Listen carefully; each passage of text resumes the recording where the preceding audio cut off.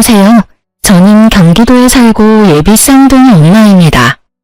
요즘 몸이 점점 무거워져 집에서 TV를 보며 뒹굴거리는 날이 많은데요. 드라마를 보다가 문득 저의 첫 번째 결혼 생활이 떠올라 이렇게 사연을 쓰게 되었어요. 믿었던 두 사람에게 배신당하고 제가 어떻게 했는지 한번 들어보실래요? 남편과 전 같은 대학을 다니던 친구 사이 그 이상도 그 이하도 아니었습니다. 한 학기가 지나갈 무렵 남편은 갑작스레 저에게 고백을 해왔고 전 그런 남편을 밀어냈어요. 남편이 싫은 것보단 연애 자체에 관심이 없었어요. 누굴 만나고 사랑하고 또 헤어지고 그런 것들이 저에겐 그저 감정 낭비처럼 느껴졌거든요. 하지만 남편은 지치지 않고 제 곁을 지켜주었고 전 남편과의 선을 긋고 친구로 지내고 있었어요. 그러던 어느 날 남편을 포함해 친구들과 다 함께 점심을 먹으러 가는 길이었어요. 신호등을 건너려는 순간 음주운전 차량이 빠른 속도로 저에게 돌진했고 곁에 있던 남편이 저를 구하려다 다리를 크게 다치는 사고가 일어났어요. 다행스럽게도 수술은 성공적으로 끝이 났고 저는 남편이 일어날 때까지 곁을 지켰습니다. 아직도 기억이 나네요. 마취에서 깬 남편이 저를 보고 했던 첫마디를요. 나 네 덕분에 군대는 안 가도 되겠어. 이 정도면 면제 아닐까? 그러면서 웃는데 이 남자 놓치면 안 되겠다는 생각이 들더라고요. 날 위해 목숨도 내놓는 남자. 이런 남자 놓치면 평생을 후회하겠다는 생각마저 들었어요. 남편과 저는 연애를 시작했고 졸업할 무렵에 남편과 저는 누가 먼저라고 할 것도 없이 취업에 성공했어요. 첫 직장이 생긴 25살에 저는 무섭게 밀어붙여 결혼까지 성공했어요. 사회 초년생이었던 남편과 저에겐 모아둔 돈이 있을 리가 없었고 시댁도 넉넉한 편은 아니었어요. 남편과 저는 원룸에서 시작하면 된다고 했지만 저희 부모님의 마음은 그렇지 않았죠. 우리가 돈이 없는 것도 아니고 있는데 왜 너희가 원룸에서 살아? 네 아빠랑도 이야기 다 끝냈으니까 잔말 말고 아파트 들어가서 살아. 우리 사위 혹시나 처가에서 집 사준다고 눈치 보거나 그러면 안 돼? 우리 사위는 내 딸 목숨 구해준 생명의 은인이자 새로 생긴 내 아들이니까 앞으로 우리 철부지 딸 잘 부탁해. 엄마의 말씀 그대로 친정에선 남편에게 늘 고마워했기에 불만은커녕 기쁜 마음으로 40평대 신축 아파트를 마련해 주셨습니다. 가전 가구는 남편과 제가 모았던 돈으로 채우고요. 그래도 모자라던 것은 살면서 채워넣었어요. 연애 기간이 길었음에도 불구하고 가족이 된 남편은 또 다른 사람이더라고요. 하나부터 10까지 맞는 것이 어쩜 한 가지도 없는 것인지. 그래도 싸우거나 그러진 않았던 것 같아요. 눈만 마주쳐도 웃음이 터지니 어떻게 싸움이 되겠어요? 그런 저희를 보며 양가 어른들은 천생연분이 다름없다고 하셨었죠.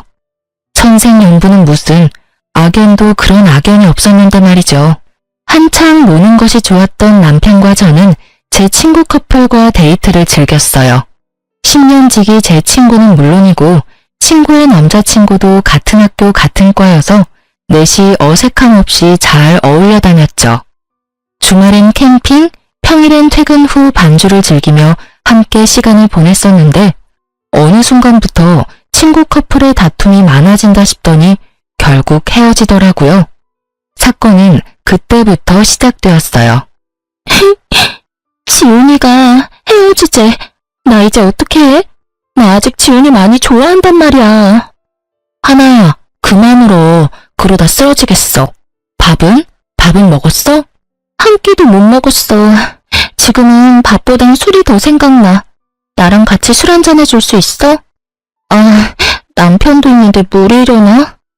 아, 아니야. 술 한잔 하자. 남편도 같이 가서 마시면 되지 뭐. 친구는 생각보다 많이 힘들어했고 저희 부부는 그런 친구를 위로해 주었죠. 10년지기가 이렇게 힘들어하는데 이 정도는 해줄 수 있다고 생각했으니까요. 하지만 호의로 베푼 시간이 길어지니 부담이 되었고 부담은 곧 불편으로 이어졌어요. 눈치가 없는 친구도 아닌데 친구는 눈치라고는 없는 사람처럼 저와 남편의 데이트에 당연하다는 듯 함께하기 시작했고 점점 더 불편해졌어요. 이건 아니다 싶었지만 워낙 친한 친구이니 딱 잘라 말하기도 그렇더라고요. 거기에다 처음엔 불편한 기색을 표하던 남편도 오죽하면 저러겠냐며 이해해주자고 하니 더욱 말을 꺼내기가 힘들었어요. 괜히 제가 나쁜 사람이 되는 것 같은 기분도 들었고요. 지금 같으면 그런 건 신경도 쓰지 않고 불편하다고 똑바로 말했을 텐데 그땐 전 어렸고 대처 능력마저 미숙했었죠. 그렇게 친구와 함께하는 시간이 많아지던 어느 날 더는 가만히 지켜볼 수 없는 일이 일어났습니다. 주말을 앞둔 금요일 저희 세 사람은 저녁을 먹으며 맥주를 한 잔씩 했고 적은 양은 아니었지만 그렇다고 취할 만큼 마신 것도 전혀 아니었어요. 남편과 친구를 알고 지낸 지가 몇 년인데 제가 그런 것도 모른다고 생각하지도 않고요. 기분 좋게 자리가 끝나고 남편과 친구는 먼저 나가고 저는 화장실이 급해 다녀오겠다고 했죠. 급한 볼일을 마치고 가기를 나서는데 친구와 남편이 다정한 연인처럼 팔짱을 끼고 있는 것이 아니겠어요?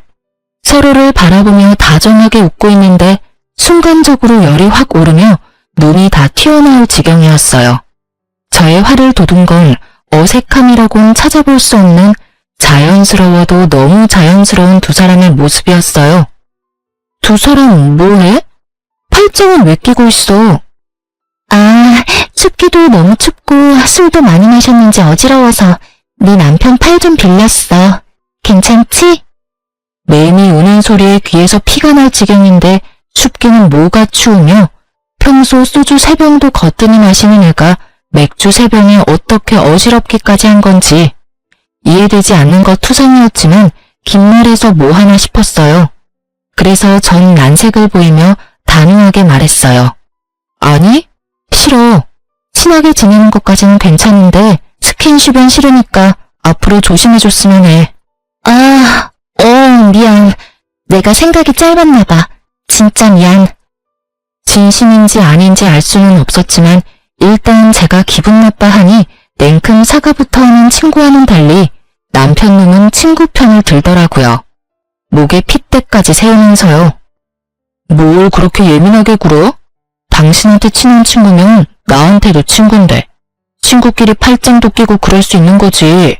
하나 민망하게 꼭 그렇게 말해야 해? 당신 이렇게 속 좁은 여자였어? 뭐? 속이 좁아? 지나가는 사람 붙잡고 물어봐. 내가 속이 좁은 건지 두 사람 행동이 잘못된 건지. 그리고 당신은 지금 누구 편을 드는 거야? 누구 편을 드는 게 아니라 상황이 그렇잖아. 당신이 그렇게 몰아세우면 우리가 꼭 무슨 짓 하다가 걸린 사람 같잖아. 그냥 그런가 보다 하고 넘기면 되는 일을. 이게 뭐야? 당신 때문에 분위기 이상해졌잖아.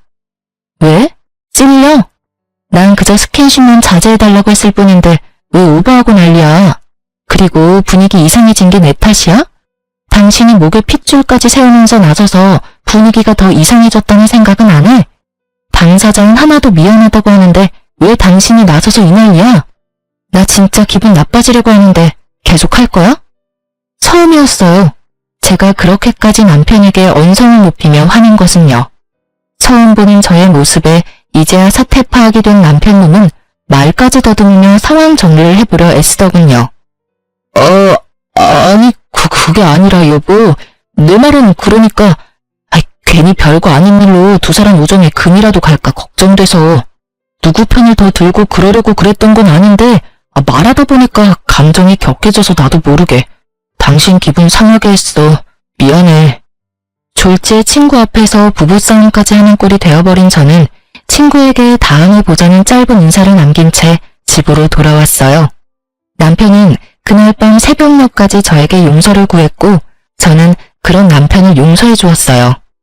자기, 한 번만 더 남이 본인 앞에서 내 편 안 들고 다른 사람 편 들었다간 가만 안 둬? 당연하지. 난 남이라고 생각하지 못했어. 워낙 당신이랑 친하니까. 그래서 팔짱 정도는 가볍게 생각했나봐. 난 정말 당신이 이렇게까지 기분 나빠할지 몰랐어. 당연히 기분 나쁘지. 친구는 친구야. 가족이 될 순 없다고. 그리고 팔짱 낀 것도 그래. 처음엔 팔짱, 그 다음엔 폰, 그 다음에 뭐가 될지 어떻게 알아? 일어나지도 않은 일을 걱정하는 것도 웃기지만 혹시나 하는 일을 만들고 싶지 않은 내 심정도 이해해줘야지. 난 괜한 일 때문에 당신도 친구도 잃고 싶지 않아. 알았어. 내가 생각이 짧았어. 앞으로 조심할게. 조심할 필요도 없어. 앞으로는 하나랑 당신이랑 같이 보는 일은 안 만들 거니까. 당신도 그렇게 알고 눈치껏 피해줬으면 좋겠어. 알겠지? 네, 잘 알겠습니다. 내 친구도 아닌데 뭐, 안 보면 되지. 이렇게까지 했는데 다신 이런 일로 얼굴 붉히는 일은 없겠지 했어요. 저는 앙금이 완전히 사라지지 않아 친구와 거리를 두며 지냈고 친구와 어울리지 않으니 남편과의 사이도 괜찮았어요. 아니, 오랜만에 둘만의 시간을 보내니 설레기도 하고 연애할 때 생각도 나는 것이 더 좋았어요. 그렇게 둘만의 시간을 보내며 친구와 거리를 두던 어느 날, 제 인생을 송두리째 바꿔버릴 사건이 일어났습니다. 전 그날따라 이상하리만큼 일이 잘 풀렸어요. 지금 생각해보면 그날은 저에게 운수 좋은 날이었던 것 같아요. 유명 소설 속 의미도 말 그대로의 의미도 되는 운수 좋은 날이요. 그날따라 월 마감 보고서도 한 번에 통과하고 버스 정류장에 도착하자마자 버스가 오고 심지어 지옥 같은 퇴근 시간에 신호 한 번 걸리는 일 없이 빠르게 집에 도착했죠. 혼자 콧노래를 부르며 현관문을 열었고 집안엔 당황하는 남편과는 상반되게 차분하게 소파에 앉은 친구가 있었어요. 두 사람 사이엔 거리가 꽤 있었는데도 왜인지 이상한 분위기에 화가 확 나더라고요. 거기에다 저도 없는 집에 남편과 함께 있는 친구. 여러분은 이해가 되시나요? 전 이해가 되지 않았고 표정 관리조차 되지 않더군요. 남편은 말을 더듬으며 무슨 말이라도 하려고 했고 전 남편의 말이 들리지 않았어요. 그게 아니라 무슨 상황인지 설명 좀. 오늘 온다는 말 없었잖아. 아니, 연락도 안 했잖아. 근데 왜 나도 없는 집에 이러고 있는지 설명이 좀 필요할 것 같은데. 남편보다 친구의 설명이 필요한 상황이라 생각했기에 저는 친구를 보며 물었고 친구는 한숨을 쉬더니 안이 굽던 말투로 말을 하기 시작했어요. 미리 연락 못한 건 미안. 요즘은 네가 나 피하는 것 같아서 서프라이즈 파티라도 하려고 온 거여서 연락할 수가 없었어. 너한테 연락하고 오면 그건 서프라이즈가 아니잖아. 그리고 우리 10년 된 친구야. 그런 사이에 굳이 꼭 연락까지 하고 와야 해? 너 변했어. 우리 우정이 이것밖에 안 되는 거야? 나 섭섭해지려고 한다 얘. 서프라이즈 파티는 개뿔. 이 정도면 서프라이즈 빅엿을 준비한 거 아닌가요? 전 어이가 없어서 헛웃음이 나왔어요. 하나야, 나야말로 섭섭해지려고 해. 네 말대로 우리가 10년 지기 친구인데 내가 그런 식으로 행동하고 너도 눈치란 게 있으면 한동안은 거리를 둬야겠다. 이런 생각쯤은 해야지.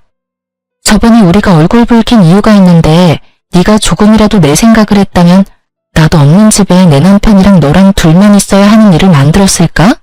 글쎄, 난 아닌 것 같은데. 이건 나를 위한 서프라이즈 파티가 아니지. 최혜진, 너 진짜 말 이상하게 한다. 내가 네 남편한테 무슨 짓이라도 한대. 왜 저번부터 별것도 아닌 걸로 사람 이상하게 만들어. 오늘도 그래. 나는 너랑 사이가 이상해진 것 같아서 좀 풀어보려고 기껏 바쁜 시간 쪼개서 찾아왔는데 그럼 나한테 한다는 말이 고작 이거야? 너 혹시 의부증이야?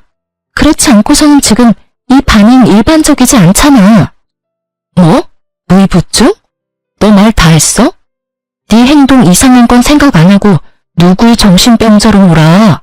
진짜 기가 막히고 코가 막혀서. 당신 생각도 그래? 당신도 내가 심하다고 생각해? 문득 남편의 생각이 궁금했어요. 전 아무리 생각해도 저의 반응이 심하다는 생각이 들지 않았으니까요. 그게 사실은 나도 하나랑 같은 생각이야. 별거 아닌 일 같은데. 당신이 자꾸 그런 식으로 말하니까 우리도 곤란하다고. 의심도 그 정도면 병이야 여보. 그러니까 저는 한순간에 의부증 환자에 의심병 환자까지 되었더라고요. 두 사람의 생각이 그러하든 말든 전 친구에게 이만 가줬으면 좋겠다고 했고 친구도 기분이 많이 상했는지 아무런 말도 하지 않고 가더군요. 친구가 돌아간 뒤 남편과 저의 본격적인 부부싸움이 시작되었어요. 의심병? 당신은 그걸 말이라고 해? 다른 사람도 아니고 어떻게 당신이 그런 식으로 말을 해? 그렇잖아. 하나는 당신이랑 좋게 풀어보고 싶어서 찾아왔는데 그런 사람 보고 범인 취조하듯이 상황 설명이나 하라고 하고 뭐 한 게 없는데 무슨 상황 설명을 해. 우린 그저 대화만 했어. 그것도 당신 화를 어떻게 하면 풀어주나 하는 대화. 그게 그렇게 잘못한 일이야? 죄인 취급받을 만큼? 와, 당신 말만 들으면 나 진짜 미친년 같다. 그렇지? 근데 여보, 내가 분명히 말했었지. 난 그런 상황을 만드는 것 자체를 이제 만들고 싶지 않다고. 거기에 대해서 당신도 수긍하고 돕기로 했고. 그런데 나한테 말도 없이 내 집에서 당신이랑 하나랑 둘이 있는 모습을 보는데 내가 어떤 생각이 들 것 같아? 그러면 나보고 어쩌라고. 당신이랑 잘 지내고 싶어서 찾아온 하나를 쫓아내기라도 했어야 했단 말이야? 적어도 당신은 나한테 연락했어야지. 지금 하나가 집에 왔다. 어떻게 했으면 좋겠느냐? 이렇게 묻는 게 힘들어? 그리고 서프라이즈 파티? 웃기시네. 파티한다는 애가 빈손으로 덜렁아서 소파에 그러고 앉아있어? 남들이 보면 자기 집 안방인 줄 알겠던데 뭘. 그리고 당신도 알고 있었잖아. 하나 언제부턴가 당신한테 과하게 애교 부리면서 귀여운 척하는 거. 그거 딱 지훈이한테 하던 짓이잖아. 제가 이렇게까지 예민했던 이유를 아시겠나요? 그래요. 친구는 전 남친에게 부리던 여우짓을 남편에게도 하기 시작했고 그것이 거슬리던 찰나 일이 터지기 시작했어요. 전곡을 찔린 듯 남편은 말을 돌리더군요. 하여튼 당신이 심했어. 당신 이럴 때마다 진짜 정 떨어지는 거 알아? 나는 다를 것 같아? 나도 마찬가지야. 너 왜 이래? 아우씨, 말을 말자. 남편은 나가버렸고 남은 여우는 오로지 저의 몫이었죠. 내가 심했나 싶었다가 당연히 해야 할 말을 했다 싶었다가 눈물이 났다가 웃음이 나왔다가 감정이 미친 듯이 널뛰게 하던 중 친구의 전 남자친구가 번뜩하고 뇌리를 스쳤어요. 그리고 바로 전화를 걸어 지금 당장 만나자고 했죠. 지금 생각하면 왜 하필 그 순간에 그 사람이 떠오른 것인지 모르겠지만 그땐 왜라는 것은 필요하지 않았고 그저 만나야만 한다는 머릿속에 가득했어요. 오랜만이다. 무슨 일로 보자고 했어? 그게 갑자기 이런 거 물어서 미안한데 너 하나랑 왜 헤어졌어? 왜? 하나가 네 남편도 꼬시려고 해? 아님 벌써 바람이라도 피워? 친구의 전 남자친구의 말은 충격이었습니다. 그보다 더 충격적인 건 그 다음 그의 입에서 흘러나오는 말들이었어요. 걔 나랑 사귈 때도 그랬어. 내 친구들 만나는 걸 좋아하길래 여럿이 어울려서 노는 걸 좋아하는가 보다 했거든? 근데 그게 아니더라고. 걔 내 친구 중에 좀 산다는 애만 골라 꼬셔서 나랑 양다리 걸치고 그러다 걸리면 다신 안 그런다고 그러고 나도 미쳤었지. 그런 년 뭐가 좋다고 그걸 다 용서하고 만났어. 그러다 너희 부부하고 다니면서 이젠 그런 일은 없겠지 했었어. 설마 유부남한테 그런 짓을 하겠냐고. 심지어 너랑은 10년 된 친구라며. 그래서 그냥 어울려 다녔는데 어느 날부터 하나가 이런 말을 하는 거야. 너희 집 전세도 아니고 자가라면서 부럽다면서.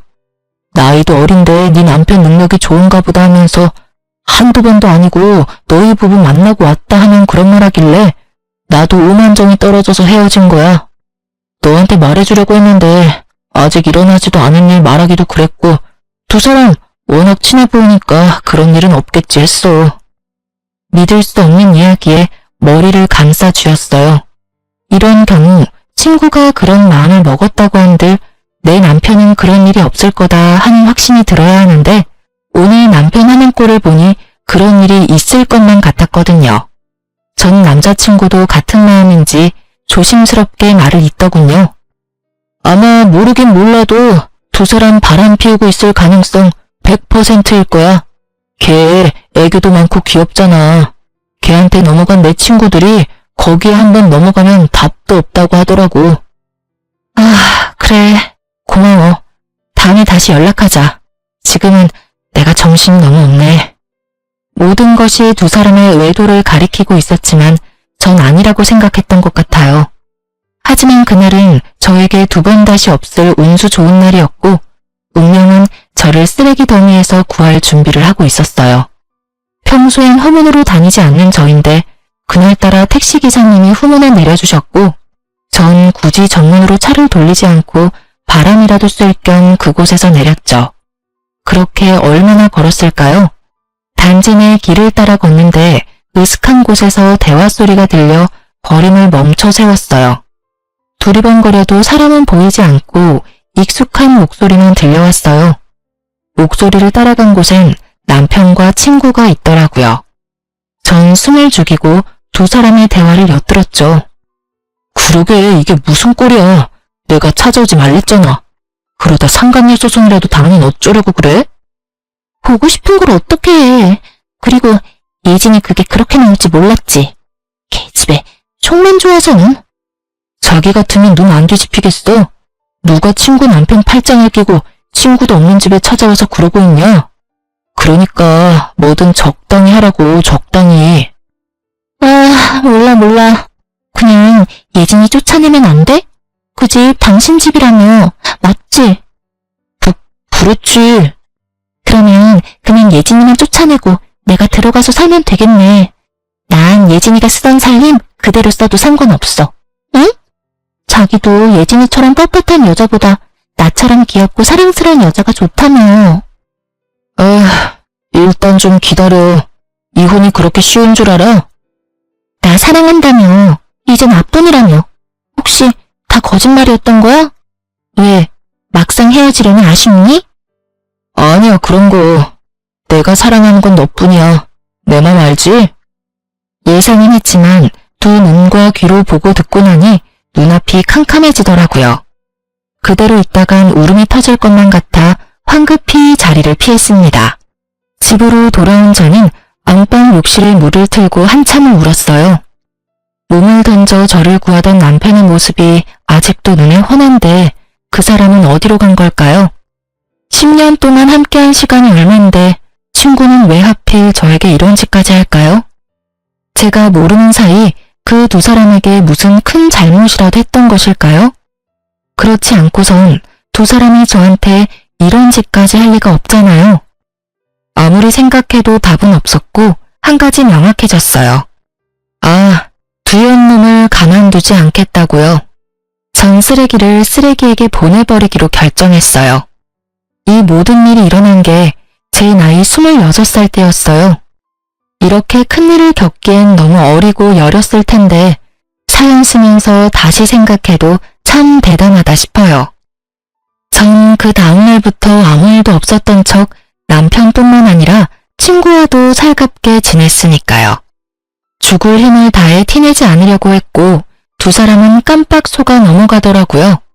제 머릿속엔 오로지 남편이 빈 깡통임을 들키지 않고 친구년에게 조용히 넘겨야 한다는 생각뿐이었어요. 돈만 밝히던 상간녀에게 빚뿐인 남편을 선사하는 것이야말로 최고의 복수가 될 테니까요. 저의 이런 마음도 모르고 남편 놈은 저에게 설설 기더라고요. 때마침 물 먹는 하마처럼 돈 먹는 시댁에서 돈도 요구해왔고요. 하늘이 절 돕는다는 생각마저 들 정도로 저의 계획대로 되어가고 있었어요. 여보, 고마워. 난 내심 당장이라도 이혼하자고 하면 어떻게 해야 하나 싶었다니까. 엄청 화는 났었는데 이젠 뭐 괜찮아. 그건 그렇고 어머님께 또 연락 왔던데. 또? 이번엔 얼마나 필요하시대? 1,000만 원 정도 필요하신가 봐. 당신도 알다시피 나도 돈 없어서 이번에도 못 드린다고 했어. 당연하지. 당신이나 나는 돈이 어디 있다고 계속 돈 부탁을 하시는지. 우리 집이지만 답답하다 답답해. 연기를 어쩜 이렇게나 잘하는지 사실 다 알고 있었습니다. 매번 말은 저렇게 해도 뒤로 저 몰래 도와주고 있다는 사실을요. 심지어 마이너스 통장 한도가 간당간당한다는 사실도요. 오죽하면 저에게 거짓말까지 하면서 도와드릴까 하는 마음에 모른 척은 했지만 내심 걱정이 컸었는데 이렇게 되고 나니 얼마나 좋은지. 집은 고사하고 가진 것이라곤 마이너스 통장뿐인 남편놈을 떠넘길 수 있다고 생각하니 어느 순간부터 슬프기는커녕 웃음이 새어나왔습니다. 전 차분히 때를 기다렸고 상황은 제 예상대로 흘러갔습니다. 남편은 저와 이혼까지 할 생각은 없었고 상간녀만 애가 타는 상황이었죠. 상간녀는 저에게 사과하고 싶다며 저를 찾아왔고 전 기쁜 마음으로 만나주었어요. 저를 만나려는 이유가 뻔히 보였으니까요. 오랜만이야. 우리 10년 넘게 알고 지내면서 이렇게 오랫동안 안 본 적 없었던 것 같은데. 그렇지? 생각해보니까 그런 것도 같네. 지난번 일은 내가 미안했어. 네가 충분히 화낼 수 있는 상황인 건 아는데 나도 섭섭한 마음이 커서 말이 막 나갔어. 용서해줄 거지? 친구 사이에 용서하고 말고 할 게 뭐 있어? 우리가 1, 2년 친구도 아니고 무려 10년 친구인데 그깟 남자 때문에 흔들릴 그런 얕은 소는 아니잖아? 그렇지. 아, 정말 다행이다. 나 요즘 너랑 수다 못 떨어서 엄청 우울했거든. 오랜만에 수다나 왕창 떨자. 그래, 요즘 어떻게 지내? 자취방은 구했어? 우리 집 근처로 알아본다고 했었나? 제가 생각해도 전 너무 친절했어요. 상간녀가 말 꺼내기 쉽도록, 이토록 친절하게 판까지 깔아주었으니까요. 상간녀는 기다렸다는 듯 밝게 웃으며 준비해온 말을 꺼내더군요. 그렇지 않아도 알아보고 있는데 너희 집은 비싸지? 너희 집 보다가 원룸 보니까 영 눈에 안 차는 거 있지. 우리 월세 아니고 자가야. 그리고 내가 산 게 아니라 정확한 가격은 모르고. 남편은 알려나? 물어봐 줄까? 그런데 혼자 살기엔 너무 크지 않아?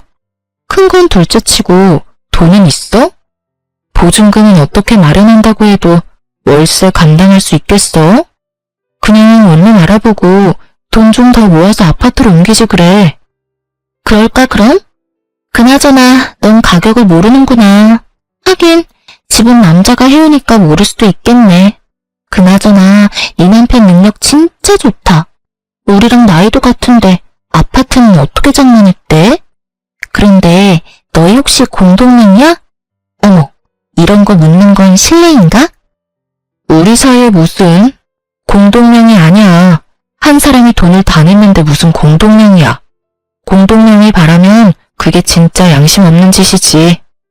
남편이 매일 아파트 시세를 검색하니 매매가를 아는 것은 당연했고 명의는 아파트를 마련해주신 부모님 명의였으니 제 말엔 거짓말이 전혀 없었죠. 진실은 알지도 못한 채 웃음꽃이 피는 친구년을 보며 저 또한 환한 웃음으로 저의 심정을 알려주었어요.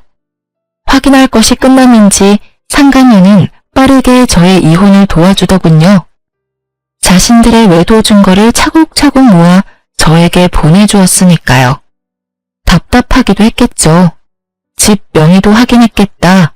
이제 남편이 이혼하고 자신과 재혼만 하면 편히 살 수 있을 것 같은데 망할 놈의 남편이 이혼을 미루기만 했을 거니까요. 친절한 상간녀 덕분에 전 손쉽게 증거를 모을 수 있었죠. 그리고 드디어 결전의 날, 두 사람을 카페로 불렀어요. 두 사람 화해한 거야? 이제 셋이 함께 보는 일은 없을 거라더니. 어찌되었든 잘 됐다. 하나야, 잘 지냈어? 잘 지냈지. 잘 지냈어? 어줍잖은 연기를 하는 두 사람을 보며 저도 모르게 실수가 터져나왔어요. 당신 왜 웃어? 그러게, 예진아, 갑자기 혼자 왜 웃어? 나 좀 무서워지려고 그래. 혹시 어디 아파? 아, 미안. 두 사람 어색한 연기를 보니까 웃음을 참을 수가 있어야지. 당신 진짜 왜 그래? 정말 아는 것이 하나도 없어 어리둥절한 남편놈과 올 것이 왔구나 하며 기대에 찬 상간녀. 전 두 사람에게 상간녀가 준 증거를 뿌려주며 말했어요. 오랜만은 무슨. 여기 바로 어제도 두 사람 만난 증거가 버젓이 있어. 그러니 내가 두 사람 하는 꼴이 웃기겠어, 안 웃기겠어? 여보, 그게 아니라 우리가 어제 만난 건 당신 곧 생일이잖아. 생일 파티 해주려고 만난 거였어. 그렇지 않아요? 남편님은 애절한 눈빛으로 도움을 요청했지만 상간녀는 그럴 마음이 전혀 없어 보였죠. 아, 두 사람은 생일 파티 계획장인데 손잡고 어깨동무하고 하는가 보지? 그게 잘못했어, 여보. 그게 어떻게 된 일이냐면.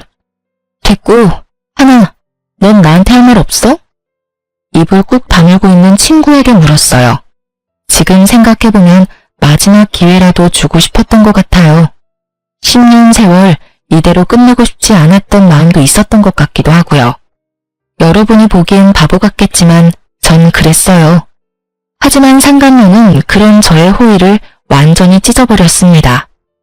왜? 사과라도 하길 바라니? 어쩌지? 난 전혀 미안하지 않은데. 알다시피 나 이 사람 사랑해. 이 사람도 나 사랑한다고 하고. 어쩌겠어, 우리 마음이 이런 걸. 구질구질하게 붙잡을 생각하지 말고 이혼해줬으면 좋겠어. 걱정하지 마. 구질구질하게 매달리는 일 따윈 없을 테니까.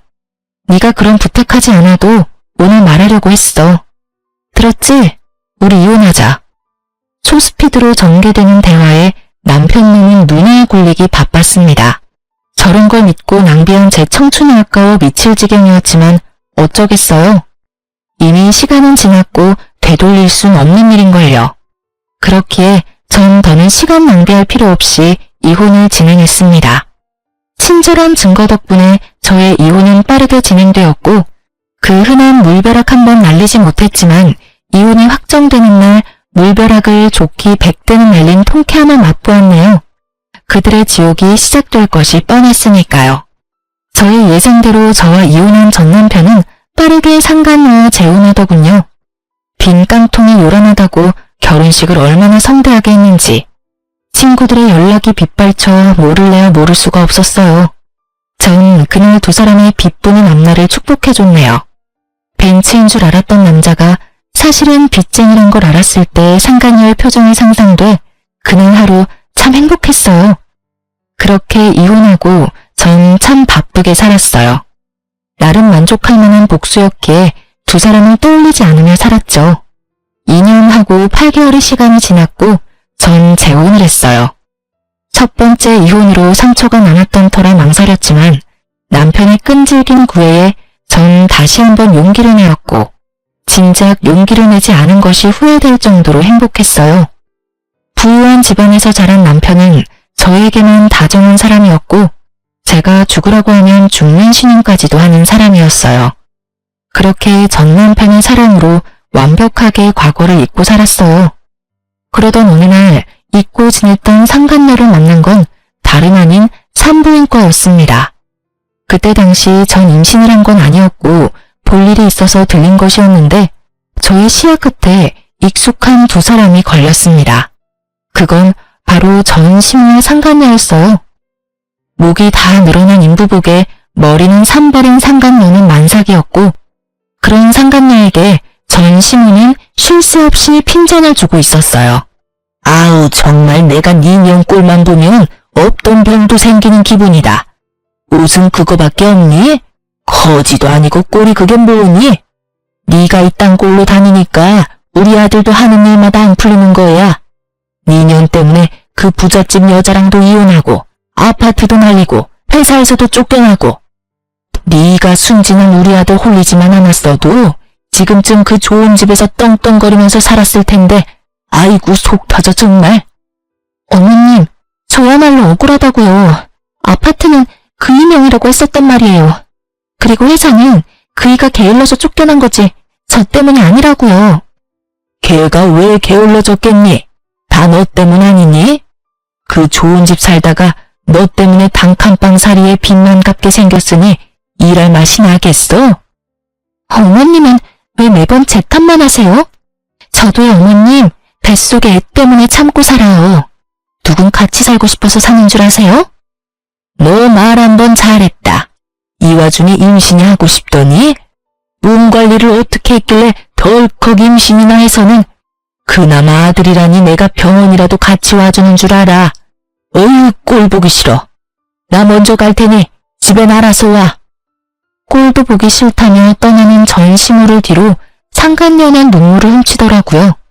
그러다 문득 시선이 신경에 쓰였는지 주변을 둘러보는데 그 순간 저와 눈이 딱 마주쳐버렸어요. 한눈에 저를 알아본 상간녀는 무서운 기세로 저에게 다가와 다짜고짜 따지기 시작했어요. 내 꼴이 우습니? 이게 다 너 때문이야.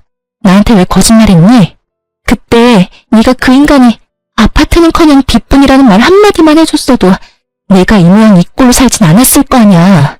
이게 다 너 때문이라고. 상간녀의 뻔뻔함에 할 말을 잃은 것도 잠시 저도 한마디 해주었어요. 정신 좀 차려.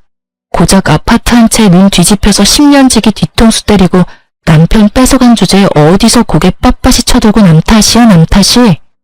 그리고 왜 말 안 했냐고? 몰라서 묻니? 가난한 시댁에 가진 거라곤 마이너스 통장뿐인 거지 남편 데리고 가준다는데 너 같으면 말하겠어? 뭐라고? 그래서 나한테 미안한 마음이 조금도 없다는 말이야? 넌 어쩜 그렇게 뻔뻔하니? 이야, 내가 이 말을 이렇게 돌려주게 될지 몰랐네. 잘 들어. 그럼 내가 미안하다고 사과라도 하길 바라니? 어쩌지? 난 전혀 미안한 마음이 없는데. 구질구질하게 옛일이나 들먹일 거면 가던 길이나 가. 네 얼굴 보고 있는 것도 역겨우니까. 전 상간녀가 저에게 했던 말을 그대로 돌려주었고 틀린 말이 하나 없는 제 말에 지기 싫은 상간녀는 순식간에 태세를 바꾸어 말을 돌렸어요. 하여튼 넌 아직도 혼자니? 재혼했다는 소식은 못 들었는데. 그런데 산부인과엔 웬일이야? 혹시 어디 아파? 폐경이니? 요즘 그런 애들 많다더라. 왜 스트레스 심하거나 그러면 조기 폐경 도구 한다잖아. 남편 뺏기고 충격이 심했나봐. 미안해서 어떡하니? 나만 행복해서. 넌 아직도 내 소식 묻고 다니니? 그 정도면 거의 스토커 수준이야 너. 나한테 집착 좀 하지 마. 네 남편 두고 왜 나한테 집착을 하는지 모르겠다 얘. 그리고 혹시 이런 말 아니? 착각은 자유라는 말. 아무리 자유라지만 그 정도면 병인 것 같은데. 산부인과 말고 정신과부터 다녀. 그러다 큰일 나 너. 뭐라고? 너 진짜 말이면 단 줄 알아? 아니다. 나한테 남편까지 뺏겼는데 뭔들 못 들어주겠니? 네가 아무리 바라 그래도 내가 승자고 넌 패자니 말이야. 승자라고 하기엔 네 꼴이 참 비루하지 않아? 꼴이 그게 뭐야? 거울도 안 보고 다녀? 집에 거울이 없는 거야 설마? 목 다 늘어난 인부복은 둘째치고 머리는 좀 빗고 다녀. 빚 그까짓 거 얼마나 한다고? 빚이 아무리 많아도 빚 정도 살 돈은 있지 않아? 다 네 걱정돼서 그래. 한 번 핀 바람 두 번은 더 쉽지 않겠어? 좀 꾸미고 다녀. 근데 내 꼴이 어때서? 자다가 바로 나와서 그래. 그리고 우리 그이 나 얼마나 사랑하는데. 그러니 너랑 이혼하고 나한테 왔지. 돈이 좀 없어서 그렇지 나한테 얼마나 잘하는지 몰라. 이런 게 행복이구나 싶다니까. 얼마나 필사적으로 사랑받는 척 행복한 척을 하는지 불쌍할 지경이었어요. 상간녀의 필사적인 연기가 계속되던 그때 의사 가운을 입은 남자가 저를 불렀어요. 여보. 그래요. 제 남편은 산부인과 의사였고 남편을 보기 위해 병원에 잠시 들린 것이었어요. 적절한 타이밍에 나타난 남편이 얼마나 반가운지. 다정하게 저를 부르는 의사 남편을 본 상간녀는 많이 놀랐는지 그 퀭한 눈알이 튀어나오겠더라고요. 하긴 퀭한 눈알이 튀어나온다 한들 이상한 일은 아니었죠. 아직도 자신이 뺏은 전 남편을 잊지 못해 혼자 청승맞게 살고 있는 걸로 생각하고 있었을 테니까요. 그렇게 저를 위안 삼으며 그 지옥 같은 삶을 견뎠을 테니까요. 그런데 불행해야만 하는 제가 재혼한 것도 배가 아픈데 하필 그 남편이 의사이니 그 배알이 얼마나 꼬이겠어요? 이러려고 의사 남편과 재혼한 건 아니었는데 그날만큼은 가운 입은 남편이 그렇게 자랑스러울 수가 없었어요. 믿을 수 없는 사실에 상간녀는 개거품을 물며 절규하기 시작했어요. 아니야, 그럴 리가 없어. 넌 나한테 다 뺏기고 불행했어야지. 내가 누구 때문에 이렇게 사는데? 내가 왜 이렇게 살게 됐는데?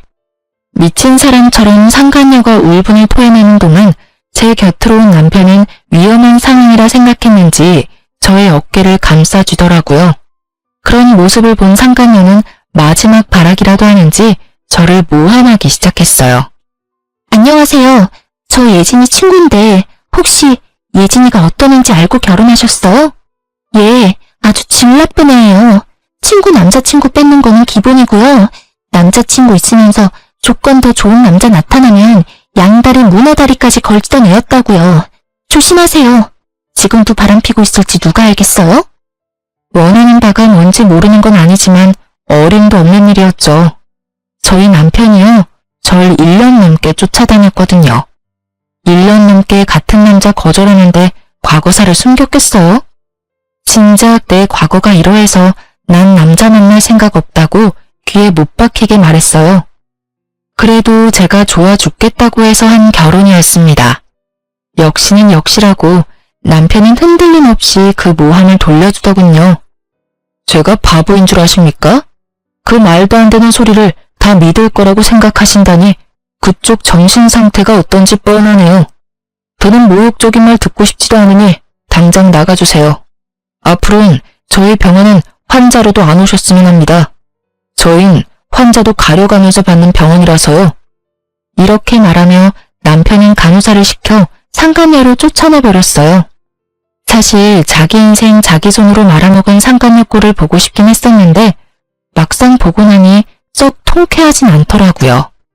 이런 제 마음을 읽었는지 남편이 한마디 하더군요. 마음 쓸 필요 없어. 마지막까지 당신한테 다 덮어 씌우는 거 좀 봐. 아직 정신 못 차렸어, 저 여자. 어떻게 뱃속에 애까지 가진 여자가 심보가 그따윈지. 그런 집에서 태어날 애가 불쌍하다 불쌍해. 당신 탓으로 생각할 필요도 없고 불쌍하다 생각할 필요도 없어. 자기 자리 자기가 찾아간 건데 뭐. 남편 말을 들으니 마음이 한결 편안해지더라고요.